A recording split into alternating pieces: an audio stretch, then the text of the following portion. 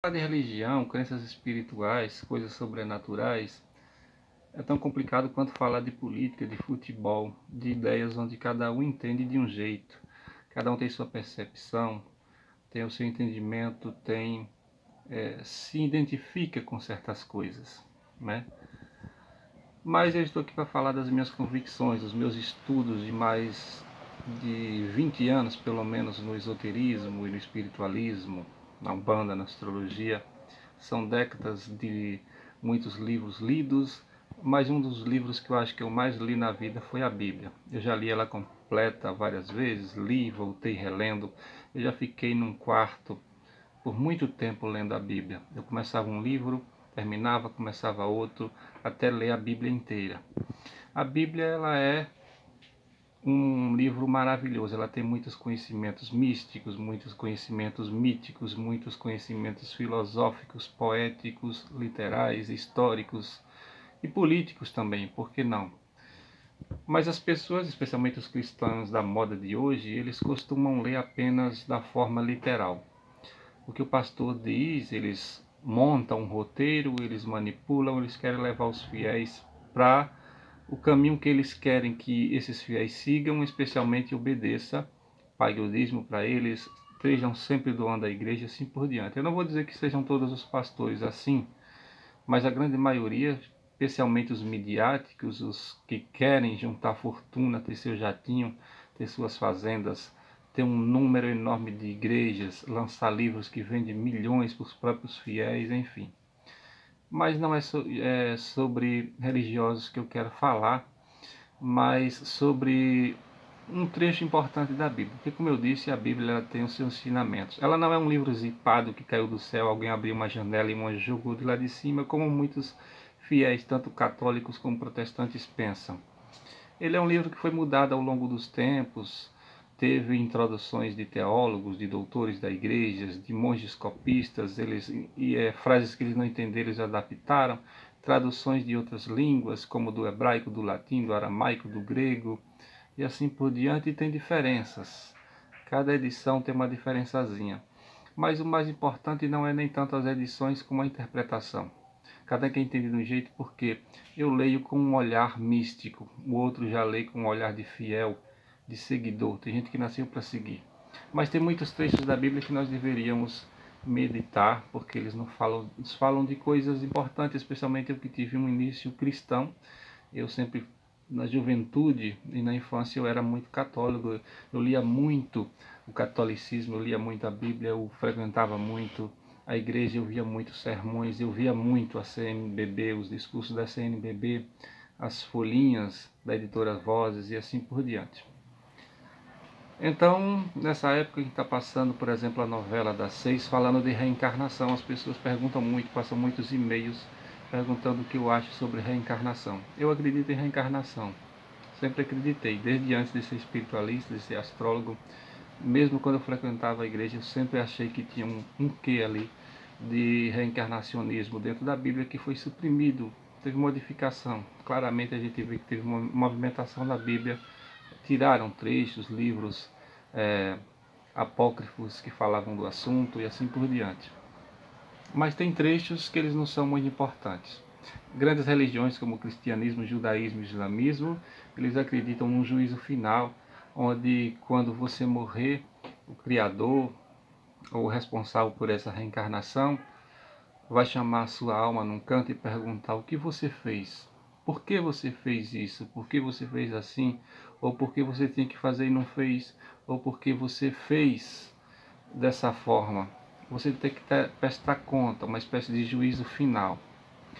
E mesmo as religiões reencarnacionistas, como o hinduísmo, ou o budismo, ou o kardecismo, eles acham que a alma vai ter esse momento, esse papo com o Criador antes de mandá-la de volta. Vai até perguntar como ela quer voltar, se ela quer voltar naquela família ou não. Então muitas perguntas que chegam sobre reencarnação, especialmente agora que está passando a novela das 6, é se a pessoa volta realmente com a mesma cara, com a mesma família, com o mesmo pai, com a mesma mãe, com as mesmas características. Na Índia eles acreditam isso, os hindus acreditam isso, que voltam até no mesmo vilarejo, no mesmo lugar, ou que volte distante que ela vai achar um caminho de volta. Enfim, eu, nas minhas pesquisas em todas as religiões espiritualistas, eu não acredito que a pessoa volte com a mesma cara. Ela muda, porque muda o seu DNA, muda a sua família, muda a sua cultura, muda a sua época, as adaptações que os senhores do tempo e do karma fazem. No meu livro Senhores do Destino eu falo um capítulo sobre isso. Mas algumas características você preserva, especialmente se aquele karma for para continuar para você corrigir algo do passado, né? Se for uma vida nova, você vem tudo novo, um corpo novo, uma alma renovada, só o espírito é o mesmo. E aqui está uma questão que, senão o vídeo vai ficar muito grande, a gente debate no outro vídeo sobre o que é alma, o que é espírito, se um é um e se tem diferença de um para o outro. Quero fazer um vídeo depois sobre isso. Mas na questão específica da Bíblia também, no cristianismo a gente chega ao capítulo 3 do livro do Apocalipse, das Bíblias cristãs, onde o anjo está revelando às igrejas sobre o pensamento e o juízo de Deus sobre as almas. E tem um versículo aterrorizante que nos tira um pouco do chão, onde o anjo diz que Deus irá vomitar as pessoas mornas. Ou seja, ele vai jogar para fora, ele não quer conta com essas pessoas mornas. O que seriam pessoas mornas? São pessoas que não têm lado, são pessoas que não seguem suas virtudes, pessoas que não cumprem suas missões, que não têm palavras, que não seguem o seu caminho. Pessoas que veem uma injustiça e ele prevarica, ele não tenta corrigir. Pessoas que criticam muito quando está de um lado, mas quando está do mesmo lado defende, mesmo que seja algo que ela achava errado antes, como a gente está vendo agora na política. Você tem que ter um senso de justiça. O que é errado, não importa se é o lado que você torceu ou não. Então, se você acha errado na esquerda e a direita faz aquela mesma coisa, você tem que ser contra. Se você é errado só porque é esquerda, mas você defende quando está na direita, você é uma pessoa morna, você é uma pessoa parcial, você é uma pessoa injusta, então você é uma pessoa morna. Pergunta como está a escola, como está a vida do seu filho? Não, está mais ou menos, mas ele que se vire. E é uma pessoa que não busca fazer nada, que não tem iniciativa. Eu, na verdade, sou uma pessoa um pouco morna assim, porque eu sempre fui muito tímido e sempre fui de pouca iniciativa, sempre fui de pouca coragem. Nunca gostei de viajar muito, nunca gostei muito de comprar briga por nada, mas certas bandeiras eu defendo até o fim. Eu não me afugento na política ou na religião, eu tenho o meu lado, eu enfrento qualquer questão, eu acredito e ponto. Então você não pode seguir só ser um seguidor. Você vai para a igreja porque o seu pai quer que você vá para a igreja. Você vai para a igreja porque você tem medo de ir para o inferno, porque o padre, o pastor diz que se você não for, você não vai para o inferno, mesmo que você não sinta aquele chamado dentro de si. Então você é uma pessoa morna. E é isso que o capítulo 3 do Apocalipse fala, que Deus vomitará as pessoas mornas. Você tem que ter a sua liberdade. Ele lhe deu um livre-arbítrio. Não vá pela cabeça dos outros. Não vá por um caminho largo só porque você vê uma multidão indo. É melhor você ir por um caminho estreito sozinho do que por uma multidão que vai num caminho errado. Não é porque você vê uma igreja lotada de cadeiras, você vê aquele meio mundo de cabeça sentado e um pastor falando besteira, um padre falando besteira, que você ali é o caminho do reino do céu, porque tem muita gente. Nem sempre onde tem muita gente é o caminho certo, às vezes na solidão. Jesus saiu para meditar no deserto sozinho, Buda saiu para meditar sozinho, Odin saiu para meditar sozinho, os grandes mestres saíram sozinhos, eles não vão para a multidão, porque eles não vão pela cabeça dos outros. Então ser morno é você só fazer o que os outros mandam, o que os outros querem, não tem independência, não tem livre-arbítrio, não tem coragem, não tem uma posição pessoal por conta própria. Então você tem que defender o que você acha que é justo. Você defender só porque você acha que você vai falar mal de um político que você votou, isso é você ser morno. Você tem que ser justo, não importa se você votou naquele político, se ele está fazendo o mesmo que o outro está fazendo, fique contra ele. Você é contra porque você não tem benefício. Quando você acha um benefíciozinho, você é a favor. Então você é uma pessoa morna, uma pessoa dobrável, uma pessoa que se vende, você é uma pessoa morna. Então o capítulo 3 diz assim: Assim porque és morno, e nem és frio, e nem és quente. Quem dera fosse frio ou quente. Ou seja, o anjo diz que você tem que ser uma coisa ou outra, né? Quem dera que você frio ou quente. Então, a não ser nenhuma coisa, nem você ser morno, que Deus vai vomitá-lo da boca. Então, esse capítulo 3 do Apocalipse é um capítulo muito profundo, que eu gosto muito de ler, ele é muito bonito.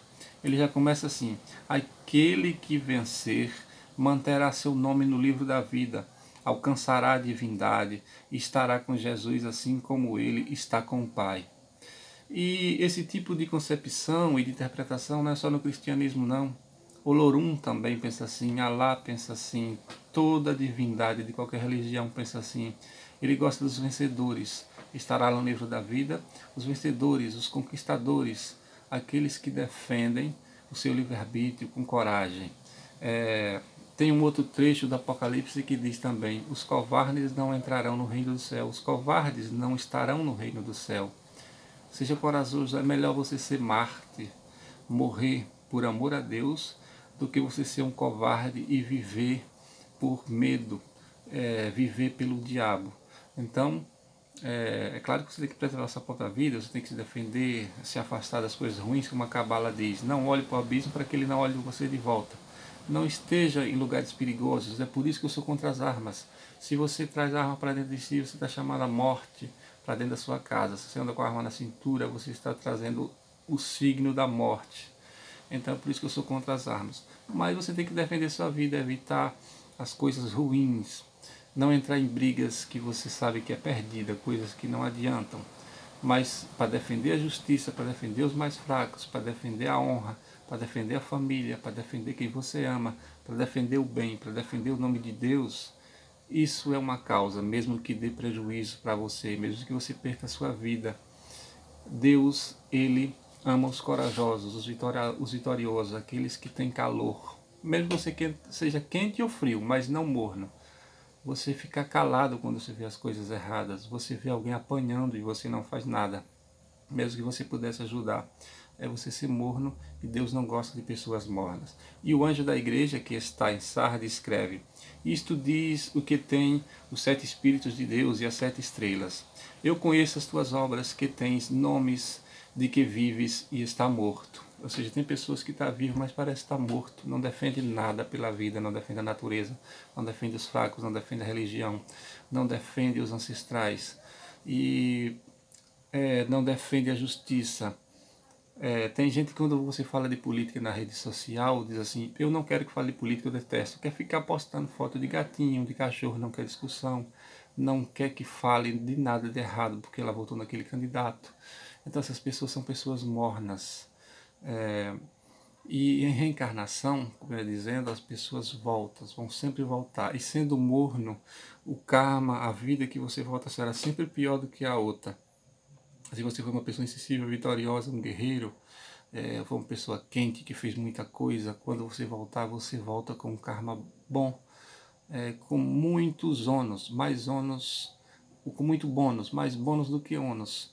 Mas se você for uma pessoa morna, você voltará mais frio. Você tende a voltar mais por frio. Então não seja uma pessoa morna, tenha atitude. Se vigilante, fortalece o restante que estava para morrer. Porque não achei as tuas obras perfeitas diante de Deus, diz o anjo. Ou seja, você tem que procurar a justiça, os caminhos da justiça. Não vá pelas cabeças dos outros, vá pelo seu coração, pela sua consciência, pelo senso de justiça, pelo seu livre-arbítrio. Lute pela liberdade da sua alma. Quem tem ouvido, ouça, diz o Espírito, diz às igrejas. E o anjo da igreja que está em Filadélfia escreve: isto diz o que é santo, o que é verdadeiro, o que tem a chave de Davi, o que abre e ninguém fecha, e fecha e ninguém abre. Eu conheço as tuas obras, eis que diante de ti pus uma porta aberta, e ninguém a pode fechar, porque tens pouca força, e guardaste a minha palavra, e não negaste o meu nome. Eis que eu farei aos da sinagoga de Satanás, dos que se dizem judeus e não são, mas mentem. Eis que eu farei que venham e adorem prostrados aos teus pés e saibam que eu te amo. Aqui eles falam dos falsos líderes, dos falsos religiosos, pessoas que vão para a igreja só para rezar, só para mostrar aos outros que rezam, pessoas que vão porque são induzidos, não por causa do livre-arbítrio. Então não seja morno, seja quente, siga o seu coração, siga o seu espírito. Nós reencarnamos para melhorar, para crescer, para evoluir, e não para ficar presos em amarras, em medos, em injustiças. Se você acha que uma coisa é errada, fale. Se você acha que não vai dar em nada, que vai causar alguma catástrofe, fique calado. Mas se você acha que a sua defesa vai gerar a justiça, então seja pela justiça, seja por Deus, seja pelo amor. E não só na questão do cristianismo, os orixás também defendem a justiça, Xangô defende a justiça, Ogum, que as pessoas dizem, quem é de Ogum é nervoso, gosta de guerra, de lutas, não. O guerreiro Ogum, ele defende o equilíbrio, porque só é um bom guerreiro quem tem controle. Os samurais, os ninjas, os faixa pretas, os mestres de Kung Fu, eles têm que ter equilíbrio. Eles buscam harmonia, eles não só pensam em bater, mas eles pensam na harmonia. As armas são vistas como defesa. E nem sempre a arma de Ogum é uma arma, ele que forjou o aço, que forjou os minerais da terra, essa era a missão dele. Mas as pessoas de Ogum não são nervosas, não são coléricas, elas são ativas, elas têm fogo, elas têm disposição e coragem, mas nem sempre a arma são o metal, nem sempre a arma é para matar. A arma pode ser uma língua afiada que defende a justiça, uma pessoa que sabe conversar em defesa da justiça, em defesa dos fracos. Então nem todo filho de Ogum gosta de arma, ele é corajoso para defender o que ele acha certo. Então não fique nessa de ideias retrógradas, de coisas que denigrem os orixás. Os orixás também defendem a justiça, defendem a honra, defendem a coragem. E outras crenças, outras religiões também ensinam a justiça, ensinam a ser enérgico, a ser um guerreiro, a ser vitorioso, a buscar o bem, a buscar o bom, a buscar a Deus e não as sombras. As sombras já existem dentro de nós, que se conecta a outras sombras mais tenebrosas. Nós temos que usar essa sombra, porque nós temos direita e esquerda, nós temos defensores da esquerda e da direita, nós temos que usar isso para crescimento, direcionar, dar luz às sombras e usar a luz para avançar em nossos caminhos. Axé a todos, Mujubá.